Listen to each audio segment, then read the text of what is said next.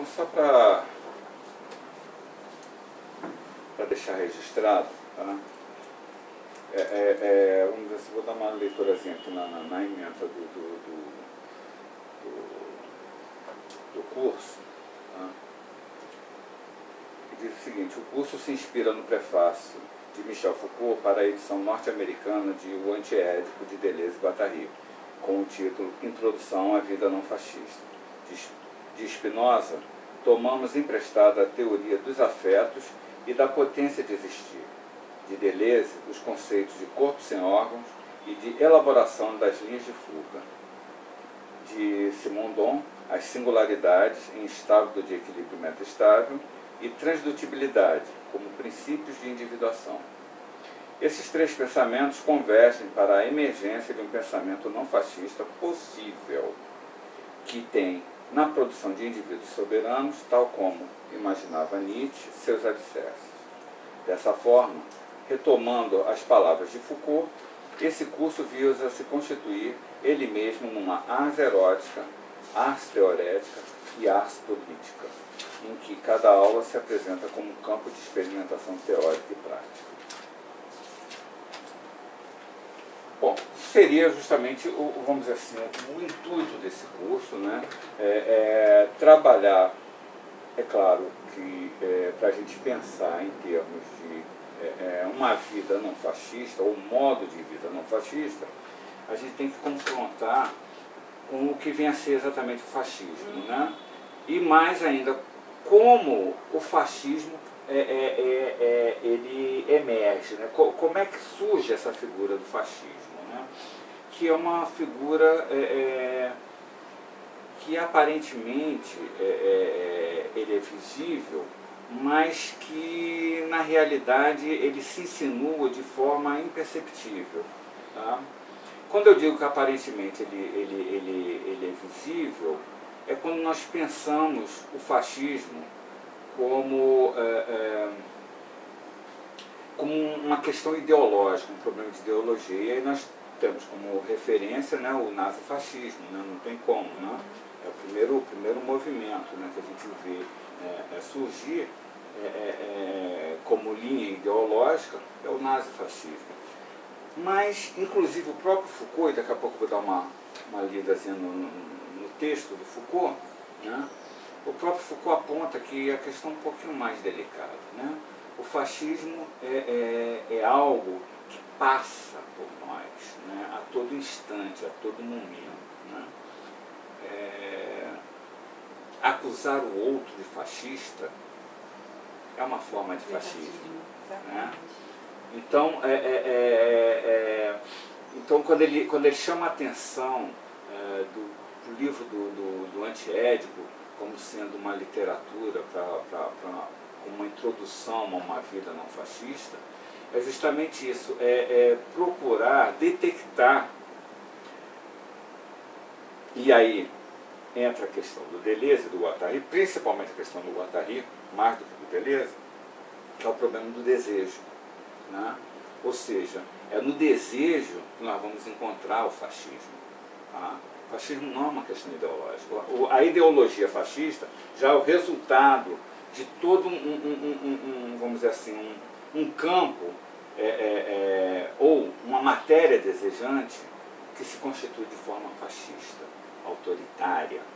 Né? Então nós vamos ver que existem alguns pontos, né, que nós podemos identificar como sendo um pensamento fascista. Né? E, curiosamente, nós vamos ver que isso na filosofia é muito comum. Não só na filosofia, na ciência. Né? E não é que seja muito comum, não. Esses pontos fascistas, eles são, vamos dizer, a marca do saber. Né? Na medida em que o saber se torna, né, seja lá que tipo de saber, né, seja científico, ou seja filosófico, na medida em que ele é tomado por pontos tais como unidade e totalidade. Né? A tendência, né, do pensamento em busca, né, de uma totalidade, né, ou de uma unidade final para as coisas, né, Isso aí já é uma marca de um fascismo, né? E procurar detectar isso no desejo é procurar ver aquilo que o Nietzsche colocava, né, como sendo aquilo o que move, né, aquilo que move o pensamento, né, o que quer o desejo. Né, o que quer o desejo quando vai em busca dessas unidades, dessas totalidades ou dessas totalizações. Né, o que quer o desejo, ou o que quer a vontade, né, para usar um termo nietzschiano, né, o que quer a vontade quando busca, né, a totalidade, a estabilidade, a unidade, né, a imutabilidade. Né, são questões, né, que passam na filosofia, isso desde a sua origem, né, e mais, sobretudo, a origem, né, a busca pela origem, pelo original. Né. Tudo isso aí são marcas de um desejo em vias de, usando o termo do Nietzsche, né, um desejo que está em sua baixa intensidade, em sua baixa potência. Né. Então, isso seriam coisas que eu gostaria de deixar marcado, né, ao longo desse curso, né, e do qual esses três autores, que é o Spinoza, o Deleuze e, é claro, também o Guattari, né, e que eu chamo de monstro de duas cabeças, né, porque sempre se fala de Deleuze e esquece do Guattari, né, e ali não tem como, né, fazer seria uma injustiça, né, eu acho uma injustiça muito grande. Então, eu estou chamando assim de um monstro de duas cabeças. Né? Então, justamente, Spinoza, Deleuze, Guattari e o Simondon. Né? Como é que, pela obra desses três pensadores, né, nós conseguimos detectar, de um lado, o fascismo e, do outro, como é possível fugir disso. E por que eu coloco nessa ementa de curso, né, um modo não fascista, um modo de vista não fascista possível? Porque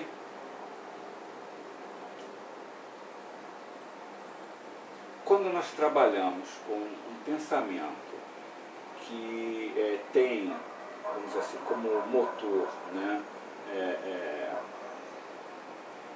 uma coisa chamada liberdade, né, um dos primeiros baluartes do pensamento que começa a cair por terra é o princípio da finalidade das coisas. Né?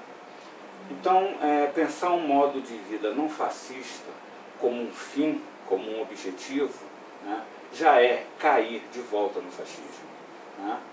Por isso que o modo de vida não fascista, ela só pode ser pensada como um possível, ou como uma possibilidade, na medida em que não se trata de uma possibilidade lógica. Isso tem que ficar claro. A questão é que é um possível na medida em que a liberdade, ela é algo que você tem ou você conquista na própria ação, no próprio ato. Né? Então, a liberdade não é um direito, já começa por aí, não é do campo do direito,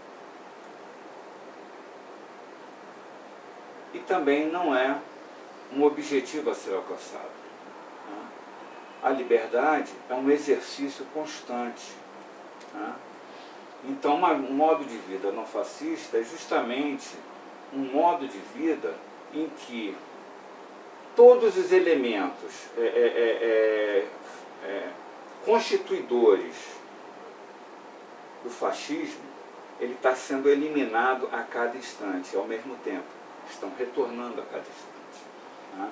Então, um modo de vida não fascista, por si só, é um modo de vida que tem como fundamento a própria prática ou o próprio exercício. Tá? Não sei se está claro isso aqui. Tá? E você pensar um modo de vida não fascista é pensar uma questão que é muito cara à filosofia, né? E a biologia, né? E aí é puxando a sardinha para o meu lado, né? Para a minha formação, né? Que é o problema do indivíduo, né? Que é uma questão que sempre foi problemática na história da filosofia e na formação da biologia, né? Na constituição da biologia como ciência, também foi algo muito problemático, e até hoje continua sendo, porque o nosso modo de pensar, ou seja, a racionalidade, ela trabalha com elementos fixos, é sempre com elementos fixos, elementos ponderados. Né?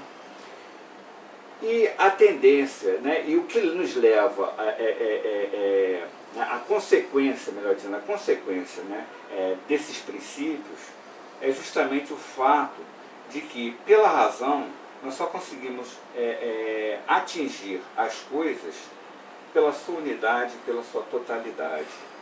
Né? Nós nunca conseguimos pegar as coisas ou apreender as coisas pela via da razão, né? Pelo seu movimento real. Né? E aqui, como referência, por exemplo, nós podemos ter Aristóteles.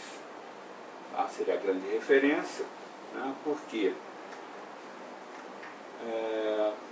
quando Aristóteles coloca o seu pensamento, ele parte de um princípio que tem como seu fundamento a percepção.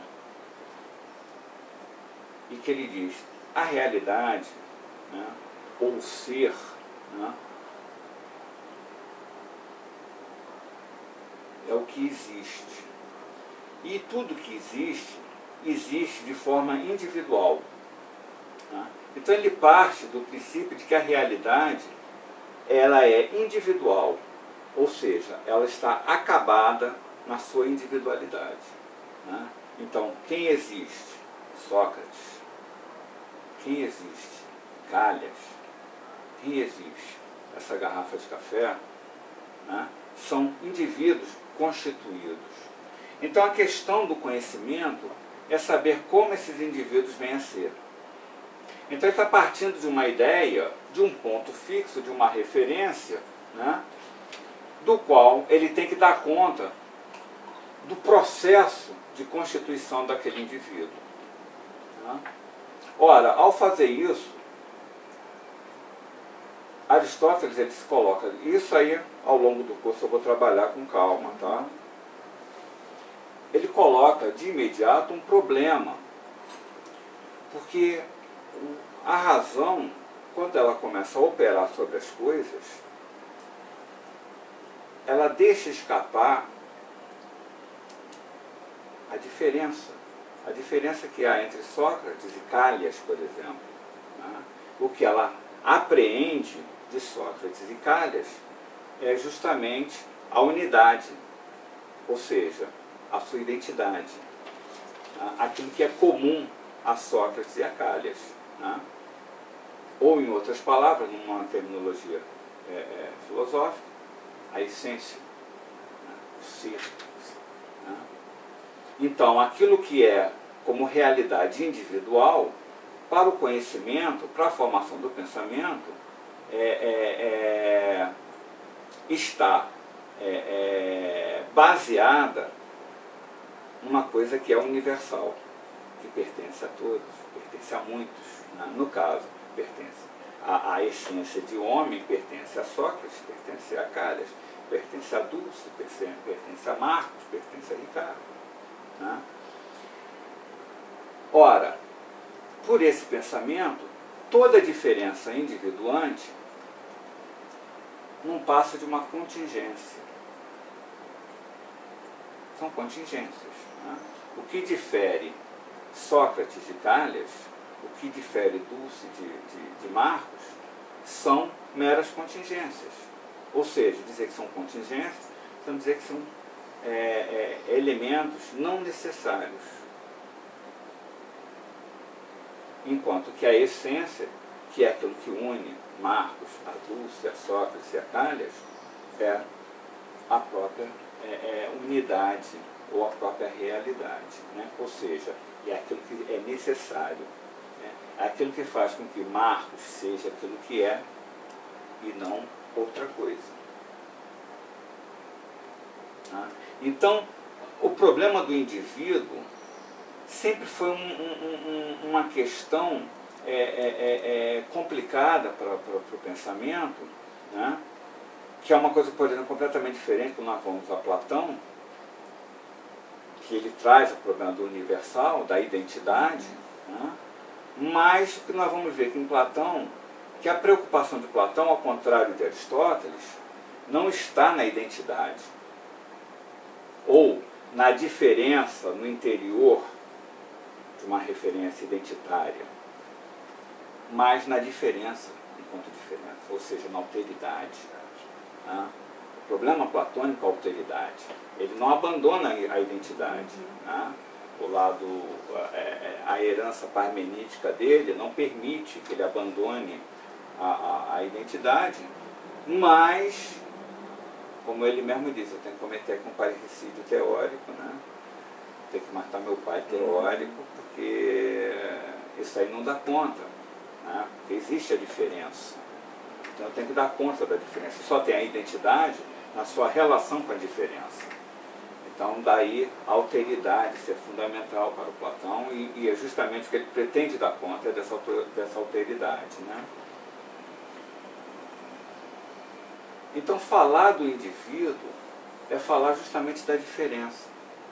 Mas não a diferença em relação a uma identidade. É falar da diferença enquanto diferença. Tá?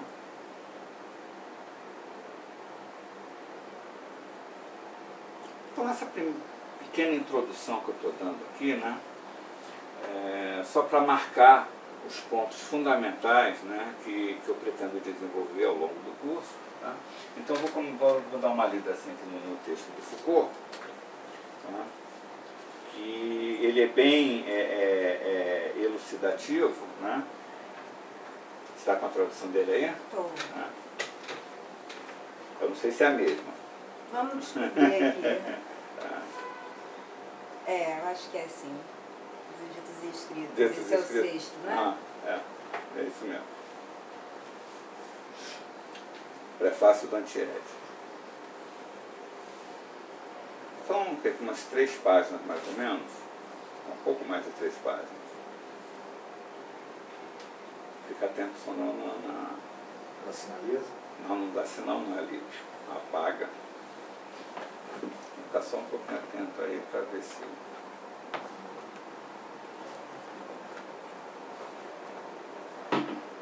Então, durante os anos de 1945 a 1965, falo da Europa, havia uma certa maneira correta de pensar, um certo estilo do discurso político, uma certa ética do intelectual.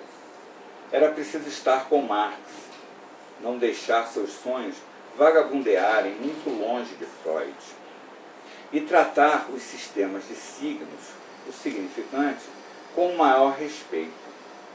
Tais eram as 3 condições que tornavam aceitável essa singular ocupação, que é o fato de escrever e de enunciar uma parte da verdade sobre si mesmo e sobre a sua época. Depois vieram só uma parte aqui.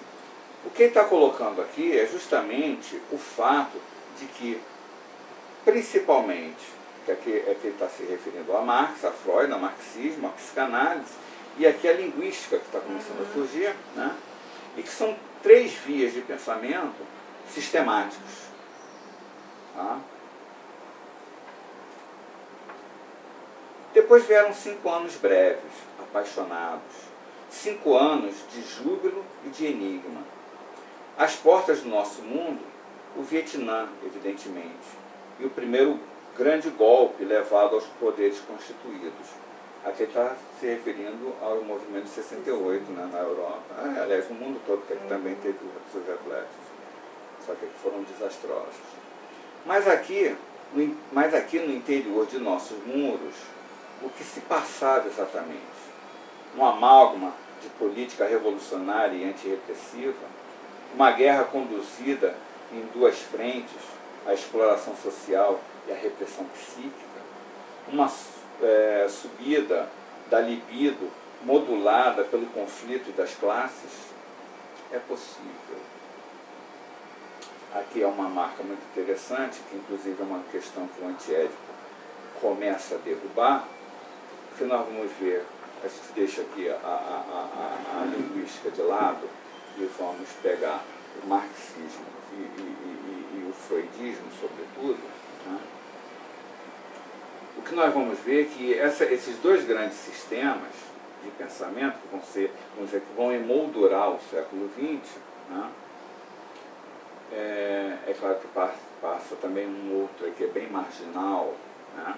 Que é o Nietzsche. Mas ele vem de forma marginal, né? Constituindo o pensamento do século XX. Mas esses dois, o Marx e o Freud, eles são instituidores de sistemas.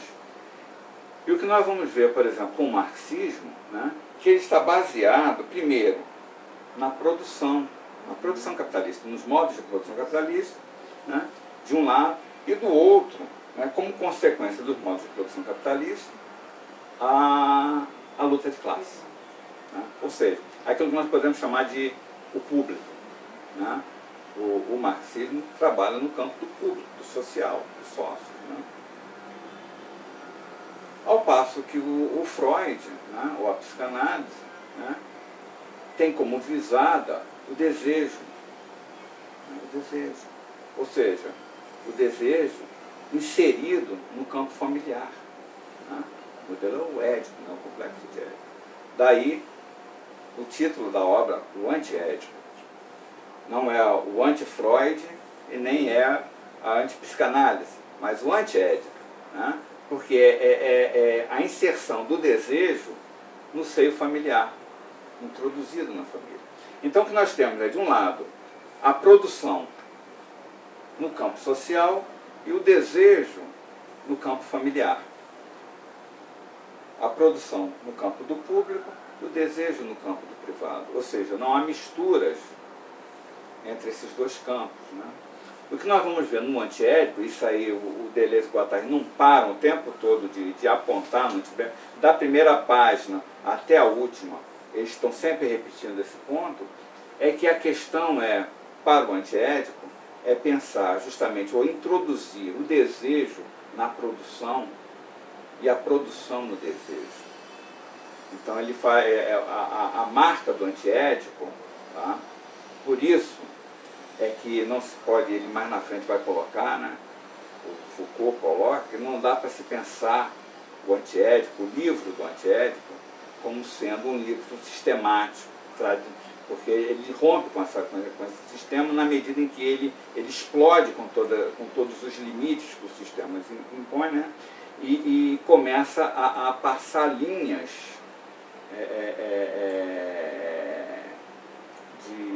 usando a expressão que é mais do Guattari, de transversalidade, né, entre o campo público e o privado.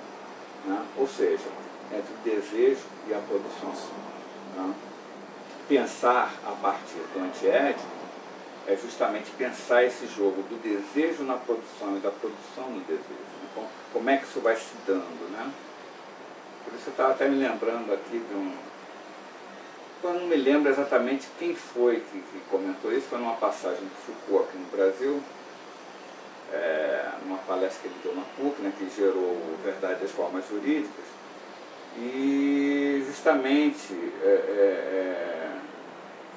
tentando defender o Lacan, né, o Foucault diz, tudo bem, mas isso é uma questão pré-deleuziana, pós-freudiana, mas pré-deleuziana.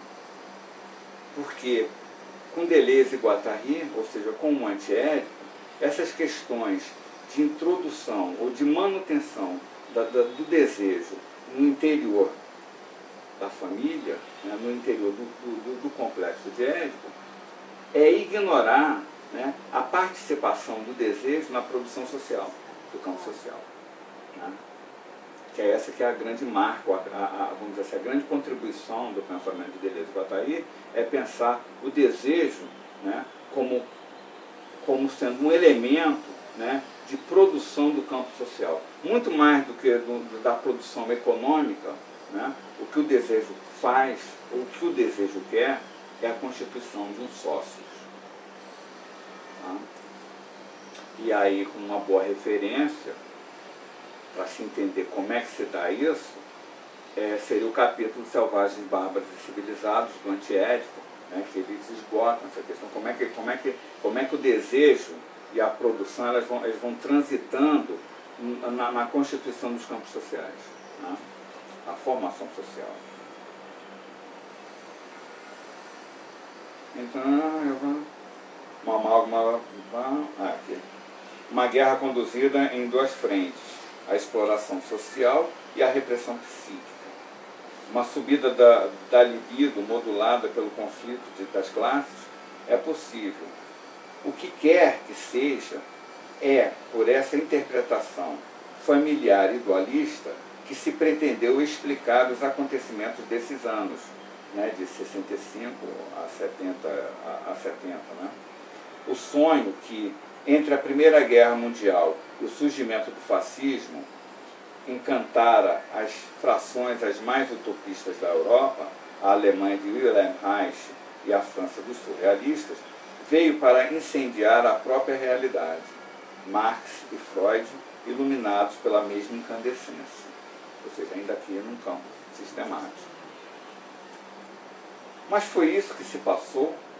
Era uma reprise do projeto utópico dos anos 1930? A escala, desta vez, da prática histórica? Ou houve, ao contrário, um movimento em direção às lutas políticas que não se conformavam mais com o modelo prescrito pela tradição marxista?